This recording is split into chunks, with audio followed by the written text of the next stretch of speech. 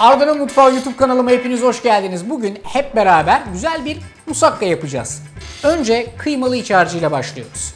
İyice ısınmış bir tavaya 2 kaşık kadar zeytinyağı, 1 tane ince doğranmış kuru soğan, 2 adet ince doğranmış köy biberi hafiften karıştırıyoruz. Soğan ve biber iyice yumuşadıktan sonra 1 tane ince doğranmış sarımsak, kıyma, tuz ve karabiberi ekliyorum. Kıyma hafif pişinceye kadar yavaş yavaş her şeyi karıştırıyorum. Karıştırarak pişirdiğim ve iyice böyle ufak ufak olmasını sağladığım kıymanın üstüne bir tane küçük kabuklarından ayırdığım domates ekliyorum. Domatesin ekşiliğini dengelemek için de en son olarak üstüne şöyle 1 kaşık kadar şeker ilave ediyorum ve her şeyi karıştırıp bu arkadaşın kendi halinde 5 dakika kadar tıkırdamasını sağlıyorum. Bu burada tıkırdarken ben bu musakkaya özel lezzetini verecek olan patates ilavesine geçiyorum. Yunan adalarında yedim, bayıldım, acayip güzeldi. Bundan sonra da hep böyle yapmaya karar verdim. Yapmanızı isteyeceğim şey bıçakla patatesinizden mümkün olduğu kadar bakın sicim gibi yani incecik dilimler kesmeniz. Bir taraftan baktığınızda diğer tarafı görebilecek kadar ince ve yumuşak dilimler. İncecik doğramanız lazım. Çünkü azıcık kalın doğrarsanız patatesler içeride diri kalacaktır. Ne kadar ince o kadar iyi patatesler. Amana dikkat. Şimdi artık her şeyi birleştirebiliriz. Çünkü iç harcım gayet güzel, hafif sulu kıvamda.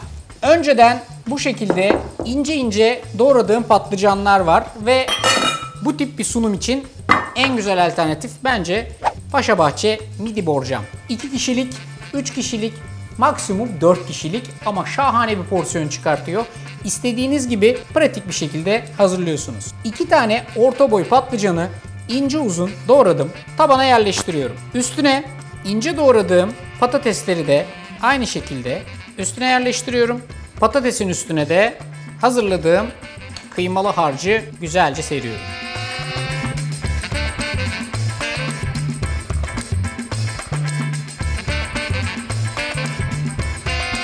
Son bir dokunuş yapıyorum fırına girmeden önce.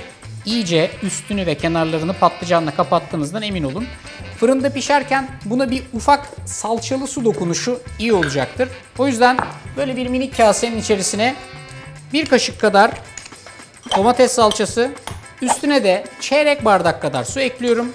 Ve hazırladığım salçalı karışımı da patlıcanların üzerine dikkatlice gezdiriyorum. Son bir salça dokunuşu da yaptıktan sonra bu arkadaş fırına gidiyor. 180 derecelik fırında 35 dakika kadar pişecek. Unutmayın, musakka yapmak aslında bu kadar kolay. Tek dikkat etmeniz gereken içinin sıvı kıvamının ayarı. Benim yaptığım karışımda içeride her şey biraz sulu sulu kaldı.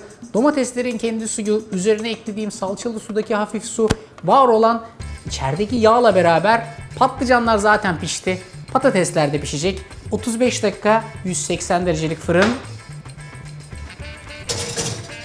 Sonucun mükemmel olacağından en ufak bir şüphem yok. Efendim 35 dakikanın sonundaki o ulvi bekleyişimizi nihayetlendirdik. Bakalım ne durumda? Be, insansın. Bak gel. 35 dakikada fırının kapağını açıyorsunuz. Karşınıza bu çıkıyor. Ağlıyor be. Müthiş. Bak şunun güzelliğine bak. Öf.